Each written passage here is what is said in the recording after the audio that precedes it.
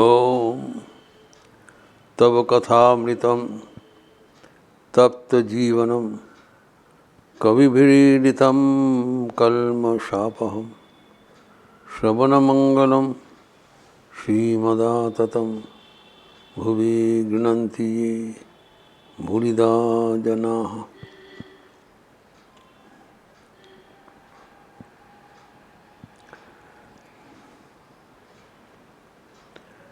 भगवान श्री रामकृष्ण के अपूर्व दृष्टांत हमारे जगत के वैषम्य का समाधान करते हैं। यद्यपि हम लोग सब एक ही परमात्मा के संतान है, लेकिन विभिन्न रूप से दिखाई पड़ रहा है भगवान का इच्छा से उनका लीला पूर्ण करने के लिए। यही तथ्य श्री रामकृष्ण दे रहे हैं। एक ही राजा का 4 बेटा है, कोई भी राजा के रूप से और कोई भी कोतवाल के रूप से अपने नाटक कर रहे हैं। They are playing. तभी जो प्रश्न हुआ, सो पहले हुआ था कि कोई इसमें छोटा बड़ा नहीं है, सब समान, सभी ईश्वर के संतान हैं। क्योंकि स्वामी विवेकानंद कह रहे हैं, बहुरूपेशोन्मुखे तुम्हार छाड़ी को था कुंज। वही सेम गॉड, वही राम दशरथ के बेटा, वही राम घट घट में लेटा, वही राम जगत पसरा, वही राम सबसे न्यारा। एक ही भगवान विभिन्न रूप से प्रतिभात है। तो ये जो हमारे जो दृष्टि का जो वैषम्य है वो आपात है, अपीयरेंस में है, रियलिटी में नहीं। प्रकृत पक्ष में सभी भगवान के स्वरूप है। तो ये जो दृष्टि, हॉलिस्टिक व्यू, इससे हमारे मन ईश्वर भावना से भरपूर हो जाते हैं। श्री माँ शारदा देवी के अंतिम जो वार्ता है, कोई पर्याय नहीं, सब अपना, जगत को अपना लेने के लिए शिक्षा लो, जगत का अपना बना लो,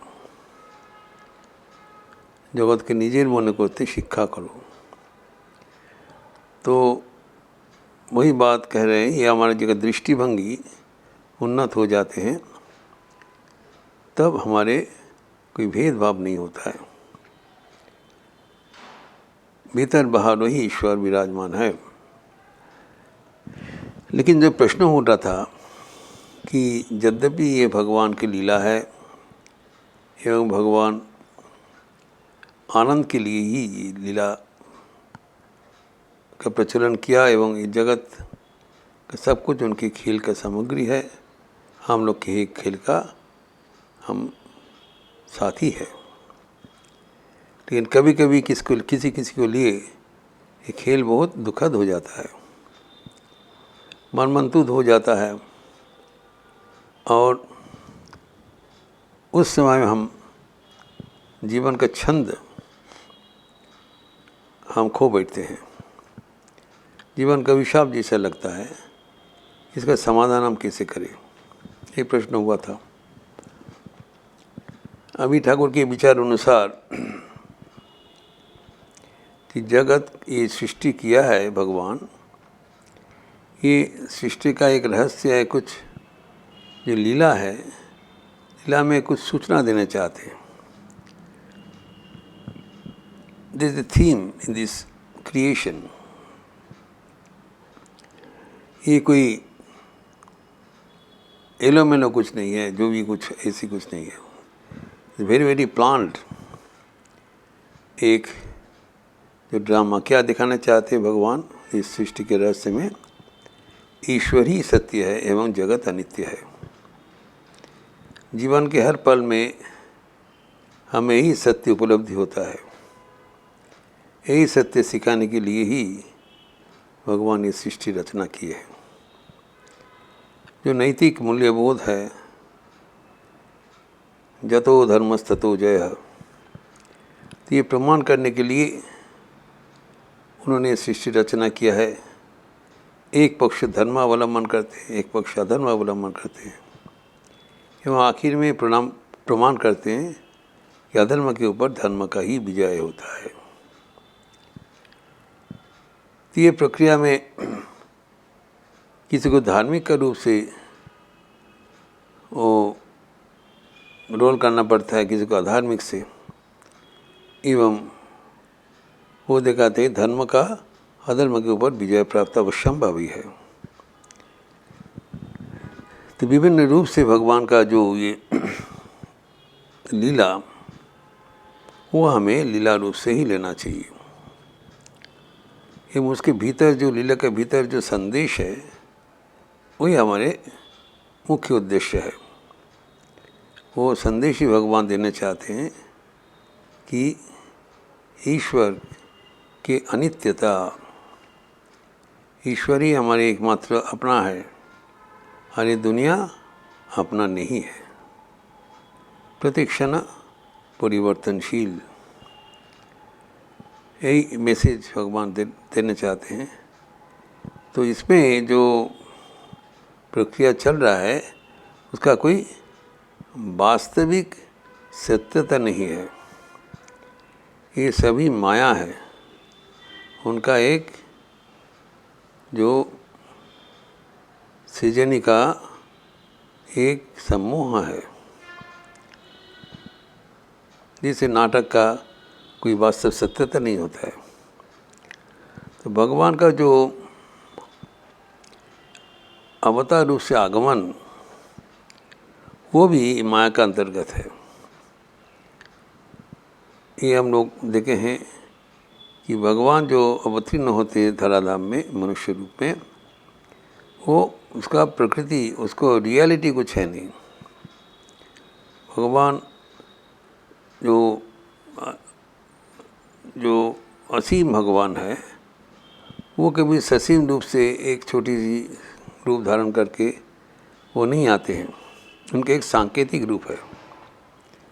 जबकि हम देखते हैं कि लगता है वो का जन्म हुआ है। शंकराचार्य गीता का भाष्य में लिखा है, भाष्य शुरुआत करते हैं द्वितीय अध्याय का 11 श्लोक में। उन्हें कहते हैं, सच भगवान जो नित्य शुद्ध बुद्ध मुक्त स्वभाव अपि सन जातवान इव देहवान इव परिरक्षते। वो तो नित्य बुद्ध शुद्ध मुक्त स्वभाव असीम है, अमर है, लेकिन लगता है उनका कोई शरीर धारण करके जन्म ग्रहण किए हैं, और ताकि हम उसको, उस शरीर को अवलंबन करते हुए उनको पूजा कर सके, प्रेम कर सके, उनका जीवन अवलंबन कर सके। लेकिन वो एक नाटक जैसा ही है, माया जैसा है। श्री माँ शारदा देवी कहते हैं एक भक्त को कि मैं तो वैकुंठ में लक्ष्मी रूप से विराजमाना हूँ, तो यहाँ पर इधर में हमको इस अवस्था में दिखाई जाता है। तो भक्तों ने पूछ रहे हैं, अगर आप वैकुंठ में लक्ष्मी है, तो अभी जो हमको देख रहा हूँ आपको इधर एक ग्रामणी का जैसे आपको जैसे दिखाई पड़ रहा है साधारण, ये क्या माया है क्या? माँ कहते माया भाई और क्या है, मेरा तो स्थान उधर ही है। तब पूछ रहे आपको बराबर याद रहता है? उन्हें नहीं याद रहता है। फिर हाथ चीत करके कहती है सबको देखता हूँ, तो सामयिक रूप से हम भूल जाते हैं। हर वक्त अगर भगवान अपना स्वरूप याद रखे, तो वहाँ पर इनका जो आगमन का जो नाटक हो जमेगा नहीं। तो ये जो भगवान के साथ हमारे जो विचरण है, ये जो चल रहा है, ये एक माया का सृष्टि है एवं भगवान ही माया सृष्टि किए हैं ताकि उनका ये जो जगत है, जगत में एक संदेश देने के लिए है कि कैसे जीना चाहिए। जो माया में भगवान दो विभाजन किया है, एक है विद्या माया, एक है अविद्या माया। विद्या माया मतलब जो माया का जो विभाग उसको पालनीय है, जिसको अवलंबन करते हुए हम मायातीत भगवान को पाते हैं। और अविद्या माया दिखाया कि जिसको अवलंबन करते हुए हम भगवान से दूर चले जाते हैं। तो ये जो दो प्रकार का माया रचना किया है, तो ये दिखाने के लिए ताकि हम कौन माया को अवलंबन करें।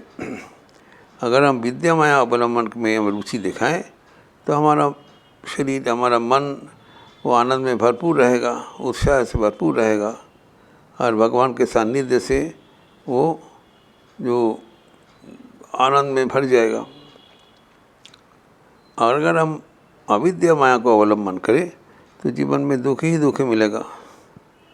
तो ये जो सृष्टि का जो रहस्य ये भगवान ने सृष्टि किया है, ये जो एक संदेश देने के लिए, लेकिन इसमें कुछ रियलिटी नहीं। हम लोग जो इसमें जो अंशग्रहण किए हैं, हमारा स्वरूप कभी भूलना नहीं चाहिए। ये हमको ठाकुर का विशेष वार्ता है कि हम लोग कौन हैं। हम लोग ये भगवान के जो साथी होकर ये रचना सृष्टि तत्व में हम लोग अंशग्रहण कर रहे हैं एवं ईश्वर स्वयं हमारे साथ जुड़े हुए हैं एवं हमें परिचालना कर रहे हैं। ये कभी भूलना नहीं चाहिए। जगत में जो कुछ हो रहा है, इसको जो वास्तव रूप से ग्रहण करते हुए हमें इसमें we should not take life seriously. समझना चाहिए कि भगवान से हम कभी विच्छेद नहीं हो सकते हैं। हम लोग सब राजा के बेटा हो, जैसे भी ठाकुर को उदाहरण दिया है, सब राजा के बेटा है। कोतवाल भी हो और राजा का बेटा भी हो, उसको एक रोल है सामयिक, और ये रोल भी सामयिक है। जब तक ये खेल में हमारा अंशग्रहण है, as long as we are engaged in this drama, so long is our temporary recognition। जब ये ड्रामा का पहले भी हम लोग भगवान से जुड़े हुए थे, आगे भी में रखे, तो we are ever connected with God, with divinity. जिसे स्वामी विवेकानंद कहते हैं, each soul is potentially divine. तो ये जो हमारा स्वरूप, ये अगर हम बराबर याद रखें कि हम भगवान के हैं, भगवान के साथ जुड़े हुए हैं एवं हम सचमुच राजा के ही बेटा है, ये सब जो हम भगवान की इच्छा से, उनकी इच्छा से चल रहा है, तो ये नाटक में कभी ऊंचा होगा, नीचा होगा, कहीं पर दुख होगा, कहीं पर आनंद होगा, ये नाटक का एक अंश है। और नाटक चलाकालीन, इसका एक आपात सत्य है, इसका वास्तविक सत्य नहीं है। इसी ढंग से लेने से जीवन हमारा एक जो आनंद का एक अनुभव हो जाता है। Then we are able to enjoy life and with the presence of God. We can enjoy life only with the presence of God. भगवान को लेके ही हमें आनंद उठाना चाहिए, भगवान को छोड़ देने से आनंद नहीं होगा। इस प्रसंग और भी आगे विस्तृत करते हुए अगले दिन चर्चा करेंगे। ओम शांति शांति शांति। हरि ओम तत्सत। श्री राम कृष्णार्पणमस्तु। आज शनिवार का अवसर है, शाम को संध्या आरती के उपरांत काली कीर्तन होगी। काली कीर्तन स्वामी इष्ट कृपानंद के नेतृत्व में किया जाएगा। अब सबको लिपि दिया जाएगा, आप लोग सब समवेत काली कीर्तन में अंश लेंगे। और ये सत्प्रसंग में जो धारावाहिक ठाकुर की अपूर्व कथा हम लोग विस्तार कर रहे हैं, अगर ये हम लोग याद रखें तब हमारा जीवन संग्राम में प्रचुर बल मिलेगा एवं हम आनंद से ये जीवन जी सकते हैं। इसके विस्तार हम फिर अगले दिन करेंगे। अच्छा रहिए। स्वस्थ रहिए, आनंद में रहिए। नमस्कार।